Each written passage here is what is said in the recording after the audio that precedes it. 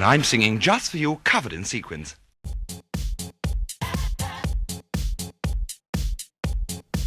Sup, bitches? I'm reliably informed that I'm terrible at pimping my stuff. So here I am, pimping my stuff in what's hopefully an amusing way. If you want to interact with me and follow me, you can find me on Twitter at Grimosaur and at Mort_post for official announcements. Hello, lovelies. Today we're talking about Lancer. This is my printed and bound version of the PDF, so it's in black and white. The actual book is in colour. Yeah, if you want to save a bit of money, sometimes buying a PDF and then printing and binding it is a good way to save money, or at least to cheaply produce a reference book if you don't want to muck up the main book that you bought, which is what I've done with a few games. But yeah, so Lancer is a bit of a popular darling, what used to have been called an RPG Net darling, I guess, before RPG Net lost any real relevance to the hobby that it may have once had. It's a mech game that seems to be rather schizophrenic. It doesn't seem to know what it wants to be, whether that be in its thematics or its systems or much of anything. So my points of comparison for this are going to be mecha anime, Heavy Gear, and perhaps weirdly Star Blazer Adventures, and Mech Warrior, which was the role-playing game set in the BattleTech universe, which seems to have been some inspiration for this. I don't know. At least they've come to some of the same conclusions.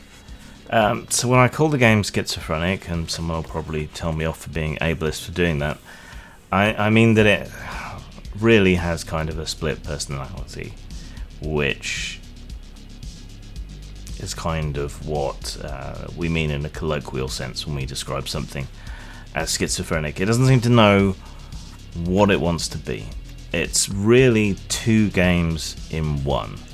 One of which is a rather rules-light, narrative-based interpersonal character system where you're outside of your mechs, and the other is a much more structured and orderly and more wargamey set of downtime rules and mech rules and so on. It has a background. The background doesn't particularly speak to me, and early in the book it seems to be presenting itself as more of a generic mecha RPG rather than anything else. The system is pretty simple. You roll a 1d20, you add any necessary bonuses to that. You can either get accuracy, which lets you roll d6s as well as the d20 and add them on, or difficulty, which removes a d6, and these can be multiples. The usual target number is 10. The target number can be higher if you're defending against an attack, if you're contesting something with somebody else, or to make saving rolls against the difficulties of attacks. So, you know, the core system, it's not exactly familiar to D20 players. The core of it is, but then this accuracy difficulty mechanic is a little bit different. And when you do roll 2 or more dice, you're going to trend towards a different average. But mostly it's all over the shop, which is fine for a kind of heroic style game, I suppose. Your character is defined by their license level, which is a kind of in-world way of describing your character's rank, really. It only goes from 0 to 12. And you go up a level every mission, which seems a bit rapid and would seem to limit you, assuming you complete a mission every session, to a very short sort of season arc of 12 missions. Ideally, you'd probably want that to be about double, so maybe you're doing 2 sessions per mission. I don't know, two acts per get together in a 4-act structure, I suppose. Your license level determines your character strength and capability, bonuses that you get. Some D20 heritage comes through there, and also how much you can customize your mech, what different chassis of mech you can put together, and so on. Pilots are defined by their background, which gives them certain skills and capabilities, and triggers, which are kind of like a slightly more defined set of fate attributes. So they're usually a kind of somewhat descriptive text you can make up your own. So like a noble might have, as example triggers, pull rank, lead or inspire, read a situation, show off. I think it also shows some unfortunate Apocalypse World heritage here, in that you could interpret these things as moves, though they're not strictly speaking moves in the same sense. Triggers is also unfortunate phrasing given how we talk about things these days, but yeah. So they're kind of wishy-washy and open to interpretation, which can be good or bad depending on the group that you have. The mechs are intended to be modular systems. You start out with the most basic one, a general modular systems, Everest, I believe it's called. Mechs are far more defined than characters in a lot of ways. So they have a lot more defined and definite statistics, special abilities, hit points, and so on. And unlike characters, when you run out of hit points on your mech, it doesn't necessarily mean it's broken down. It might mean that you lose a limb. You start suffering critical hits, essentially. I mean, that's all the basics. There's a lot of random tables, which you may or may not find useful depending on your GMing style, and it doesn't know what it is. Is it a high-octane narrative-based RPG like Fate? Is it a much more tactical and heavily defined sort of game like MechWarrior? Is it one that scales easily from the player level to the mech level? And the answer is no, because one's a narrative system and one is more of a tactical combat system, so it doesn't really hold up to the Silhouette system that's used for Jovian Chronicles and Heavy Gear and so on. So I'm surprised that it's a darling, because it doesn't really seem to know what it is exactly, and the switch between the one and the other would seem to me to be particularly jarring. If you look at influential anime like Gundam or Robotech / Macross or Armored Trooper Votoms, there isn't a change between the interpersonal stuff and the mech stuff, really. When you think about it, the mech fights are very dramatic and narrative focused, as well as the interpersonal actions. So this disjunct between the two doesn't seem to make a great deal of sense to me. And there's a lot of space devoted to technical rules for handling downtimes, all the rest of it. But the system itself doesn't have a great deal of fidelity in the way that something like MechWarrior or the basic system does. So even though there's all these technical systems for the mecha, it doesn't really come through in the system at all. I mean, there's not a lot more to say about that, really.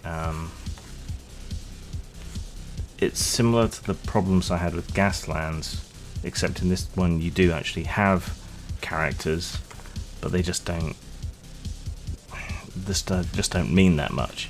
So it's a fix, but not much of one.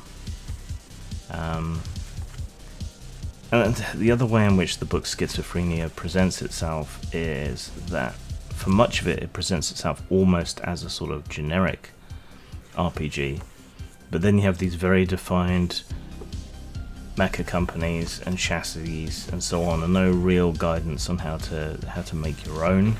If you wanted to make your own for your own mech companies, for your own setting, and so on. So it doesn't really come across. And then when you do get to the setting information, it's just not presented in an exciting and interesting way. I mean, in a mecha game, obviously you want to see the mechs, and you also want to see the characters. This fixates perhaps a little too much just on the mechs and doesn't do a great deal to present the game world that you're living in, that you're acting in. And for the first half of the book, it feels rather generic, like a toolkit for making your own game, but then some of the tools are missing, and then the background itself as presented just isn't that interesting, unfortunately. So it's hard for me to see how this is such a darling of certain people online, because it doesn't do either of the things that it sets out to do particularly well, and the conflict between the two subsystems brings the game down. And I realise I'm going against what a lot of people think about this game. A lot of people are fans of it, but it's just not doing it for me. Maybe it's the taint of the Apocalypse World influence, or the D20 influence. I just think if you want to do a high octane, story-led, more narrative RPG, then something like Star Blazer Adventures is just a lot better for doing that sort of thing. That's a Fate-based older version of Fate RPG that is a toolkit that you can easily spin up into a mecha game and play with. That would have been better for Rifts than Savage Worlds was, for example. We're still on mechs and weapons. I'm having to flip through quickly because I don't have a great deal more to say. There's some reasonable GM advice, though. Say yes is bad advice. Say no, but, and yes, and. That's a better way of doing it. Renounce control is good and bad advice simultaneously.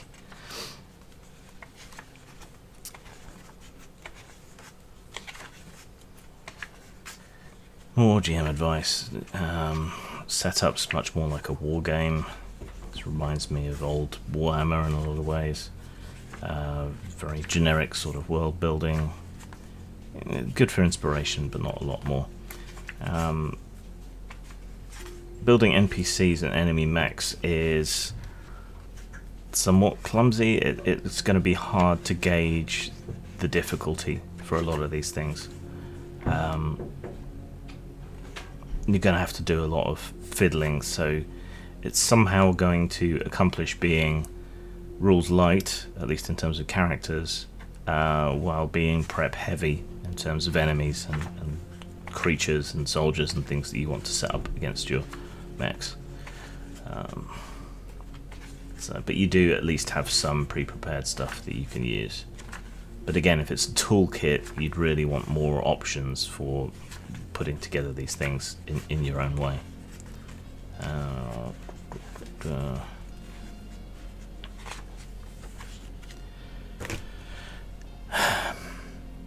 Disclaimers. Disclaimers used to be to tell people that role-playing games were not satanic, and that they weren't real, and that if you couldn't tell the difference between reality and fantasy, then you should fuck off.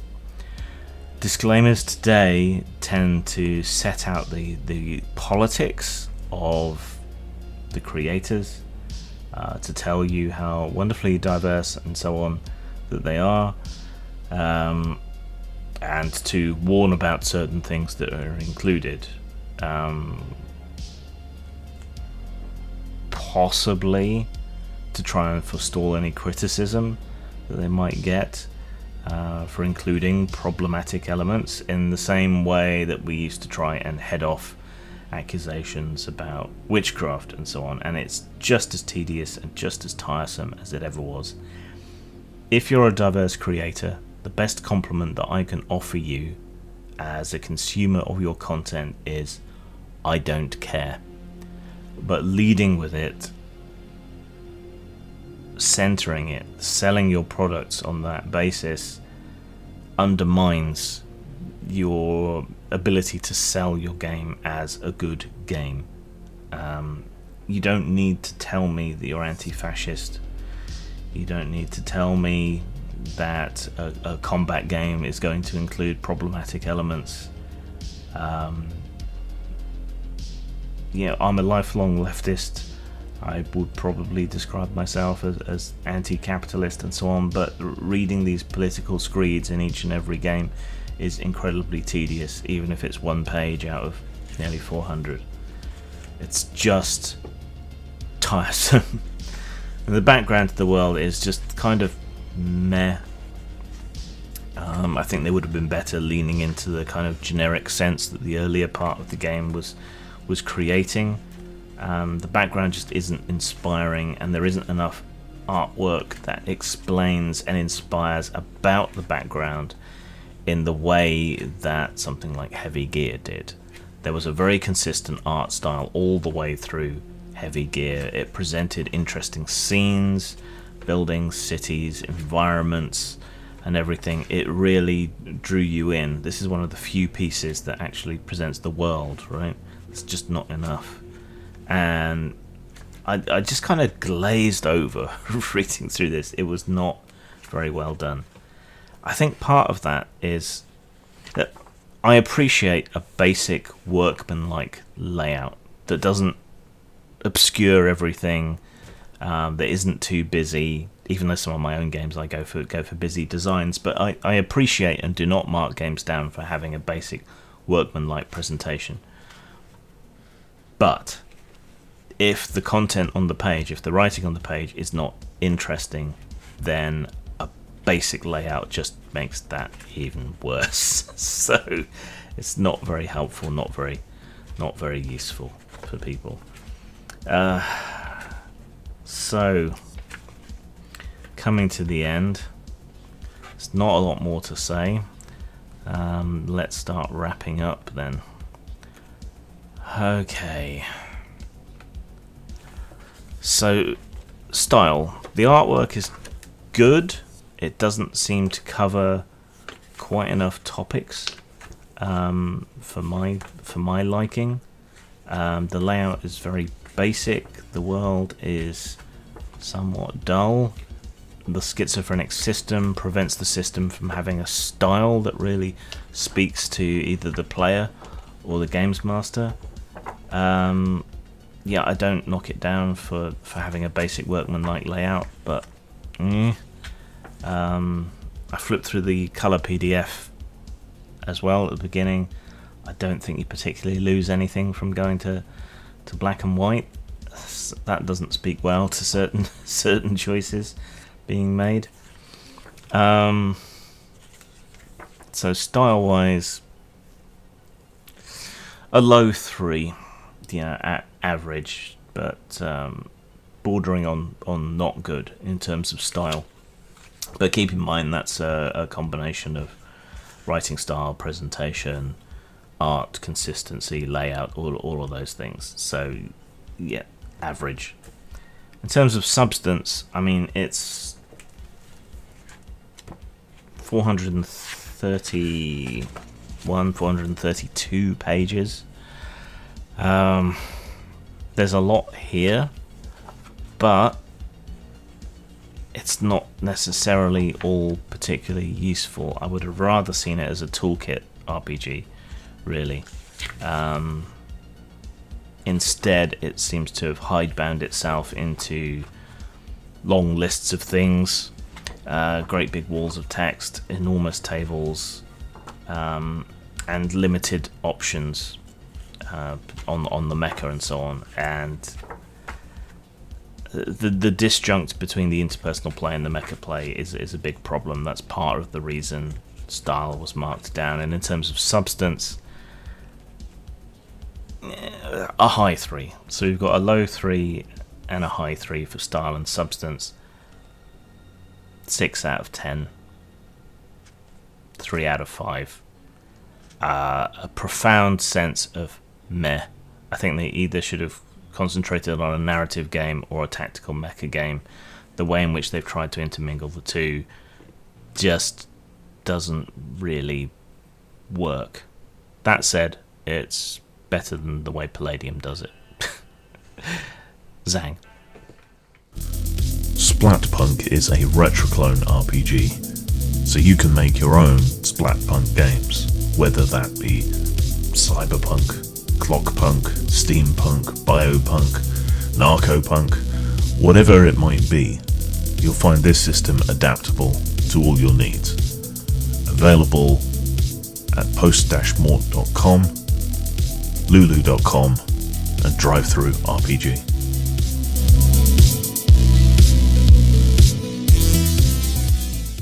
The gallows is cold and the gibbet is lonely. We'll make things hard for you here.